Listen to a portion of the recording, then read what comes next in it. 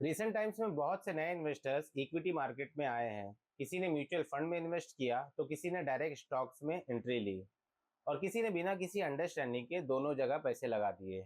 जब मार्केट में bull run चल रहा होता है तो हर ब्लाइंडली इन्वेस्ट किए हुए इन्वेस्टमेंट भी अच्छे रिटर्न्स और प्रॉफिट देते हैं, लेकिन जैसे ही मार्केट करेक्शन या क्रैश आते हैं वही इन्वेस्टमेंट प्रेशर क्रिएट कर देते हैं। इसलिए इन्वेस्टमेंट का सबसे इम्पोर्टेंट पार्ट ये नहीं होता कि मार्केट शॉर्ट टर्म में क्या कर रहा है, बल्कि ये होता है कि इन्वेस्टर अपनी स्ट्रैटेजी को कितनी क्लैरिटी, डिसिप्लिन और कंसिस्टेंसी के साथ फॉलो कर पा रहे हैं। म्यूचुअल फंड को सिंपल शब्दों में समझें तो ये एक स्ट्रक्चर्ड इन्वेस्टमेंट अप्रोच होता है। आप अपना पैसा एक फंड के थ्रू इन्वेस्ट करते हैं जहां आप जैसे कई इन्वेस्टर का पैसा मिला होता है और उसे एक प्रोफेशनल फंड मैनेजर हैंडल करता है। फंड मैनेजर का काम होता है कंपनी सेलेक्ट करना, उनमें इन्वेस्ट करना, एलोकेशन डिसाइड करना और रिस्क को मैनेज करना।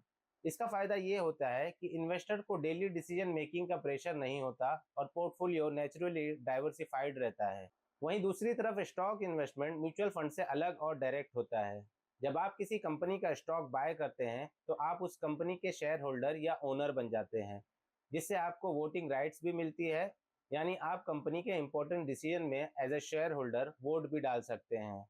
अगर कंपनी प्रॉफिट बनाती है और डिस्ट्रीब्यूट करती है तो आपको डिविडेंड के फॉर्म में पे आउट भी मिलता है। लेकिन अगर कंपनी का परफॉर्मेंस वीक होता है तो उसका डायरेक्ट इम्पैक्ट कंपनी के शेयर प्राइस और आपके इन्वेस्टमेंट पर पड़ता है। स्टॉक मार्केट में डिविडेंड स्टॉक और ग्रोथ स्टॉक दोनों ही होते हैं। Dividend stock regular income provide करते हैं, जबकि ग्रोथ स्टॉक प्रॉफिट को बिजनेस में री इन्वेस्ट करते हैं और लॉन्ग टर्म कैपिटल एप्रिसिएशन पर फोकस करते हैं। इसलिए स्टॉक इन्वेस्टमेंट सिर्फ प्राइस मूवमेंट का गेम नहीं है, बल्कि इनकम और ओनरशिप का कॉम्बिनेशन भी है।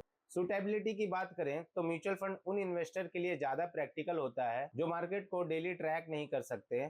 जॉब, बिजनेस और फैमिली रिस्पॉन्सिबिलिटीज के साथ म्यूचुअल फंड या उसमें एसआईपी एक डिसिप्लिन और स्ट्रेस फ्री अप्रोच देता है। मार्केट ऊपर हो या नीचे, एसआईपी लॉन्ग टर्म में एवरेज कॉस्ट का बेनिफिट देता है। वहीं दूसरी तरफ स्टॉक्स उन इन्वेस्टर्स के लिए बेटर होते हैं जो मार्केट को समझते हैं और कंपनी लेवल एनालिसिस कर सकते हैं। यहाँ पेशेंस और इमोशंस दोनों बहुत इंपॉर्टेंट हो जाता है। एक्सपीरियंस के बिना डायरेक्ट स्टॉक में इन्वेस्ट करना अक्सर गलत टाइमिंग के डिसीजन हो जाते हैं। रिस्क के एंगल से म्यूचुअल फंड में रिस्क डाइवर्सिफाइड होता है, जबकि स्टॉक में रिस्क कॉन्सेंट्रेटेड होता है।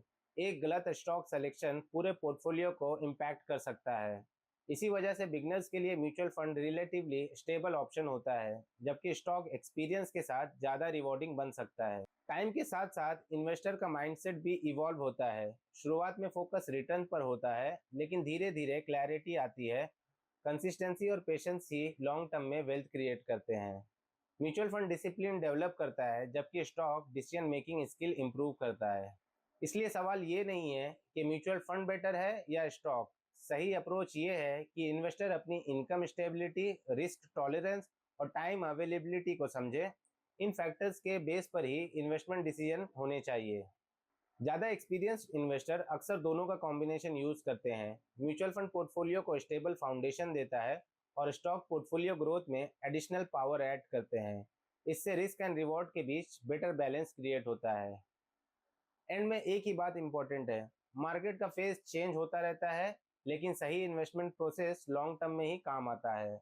एक्साइटमेंट टेम्परेरी होती है, लेकिन क्लैरिटी और डिसिप्लिन परमानेंट रिजल्ट देते हैं। इसलिए इन्वेस्टमेंट डिसीजन लेने से पहले प्रोडक्ट से ज़्यादा अपनी अंडरस्टैंडिंग पर फोकस करें।